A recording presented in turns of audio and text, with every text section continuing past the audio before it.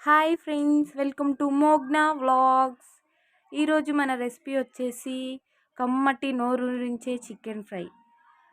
Chicken ఫ్రైని ఈజీగా ఎలా చేయాలో డీటెయిల్గా మన వీడియోలో చూపించబోతున్నాను.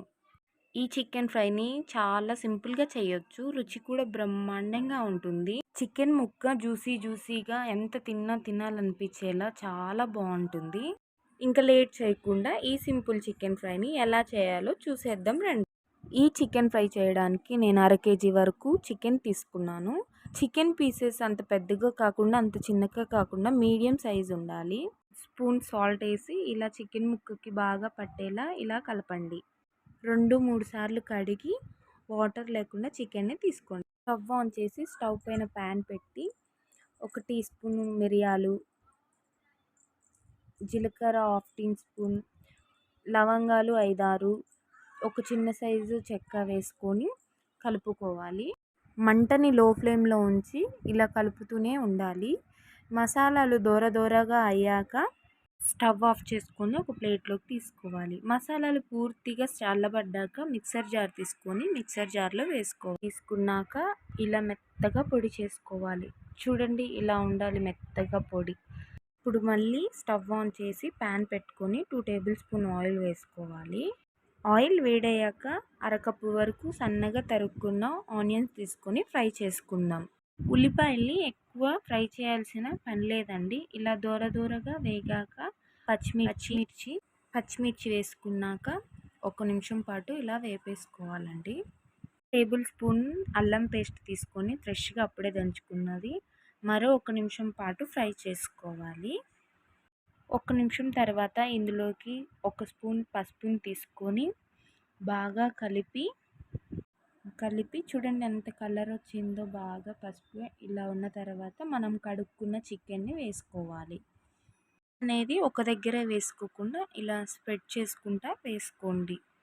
తీసుకున్న చికెన్ ముక్కల్ని మంటను హై ఫ్లేమ్లో పెట్టేసి 3-4 నిమిషాలు ఫ్రై చేయాలి బాగా. దీని వలన బాగా చికెన్ సాఫ్ట్ అవుతుంది, అలాగే ఆయిల్లో కూడా బాగా ఫ్రై అవుతుంది.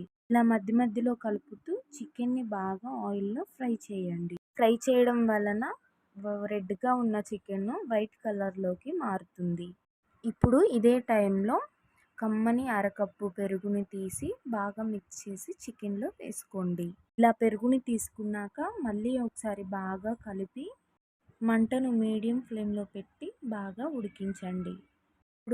ఇప్పుడు ఇంక మూత పెట్టేసుకొని చికెన్ని 75% ఉడికే వరకు చూసుకొని మధ్యలో తీస్తూ బాగా కలుపుకోవాలి. మీడియం ఫ్లేమ్లోనే బాగా ఉడికించాలి. ఇలా ఆయిల్ మొత్తం పైకి రావాలి. పెరుగు వేశాక నేను బాగా చికెన్ని 7-8 నిమిషాలు ఉడికించాను. ఇప్పుడు మనం చేసుకున్న మసాలాని కూడా వేయాలి 1 స్పూను. అలానే కారాన్ని కూడా 1 స్పూన్ వేయాలి. ఉప్పు మనం ఇందాక వేసుకున్నాం కదా, సరిపడా వేసుకోవాలి. టేస్ట్కి తగ్గట్టు వేసుకొని బాగా కలిపేసేయాలి. మళ్ళీ ఒకసారి కలుపుకోవాలి. లో ఫ్లేమ్లో పెట్టుకొని బాగా ఉడికించాలి. పీసెస్లోకి ఉప్పు కారం బాగా వెళ్ళాలి. ఎప్పుడైనా చికెన్ ఫ్రై చేసేటప్పుడు ఇలా మధ్యలో కలుపుతూనే ఉండాలి. మనము చికెన్ ముక్కల్ని కలిపేటప్పుడు చిరిమిపోకుండా చూసుకొని కలుపుకోవాలి. చూడండి, చికెన్ అనేది ఆల్మోస్ట్ ఉడికిపోయింది. మీరు ఈ చికెన్ ఫ్రైని కొంచెం గ్రేవీగా అంటే అన్నంలోకి తింటుంటే ఇదే టైంలో మనం తీసుకుంటే పర్ఫెక్ట్ అండి. లేదా డ్రైగా ఉండాలంటే మూత పెట్టకుండా 2-3 నిమిషాలు కలుపుతూనే ఉండాలి.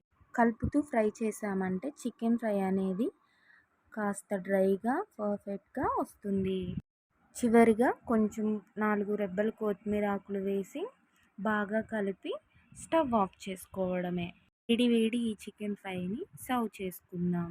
సింపుల్గా చికెన్ ఫ్రైని ఇలా చేసి చూడండి, చాలా బాగుంటుంది. Please subscribe.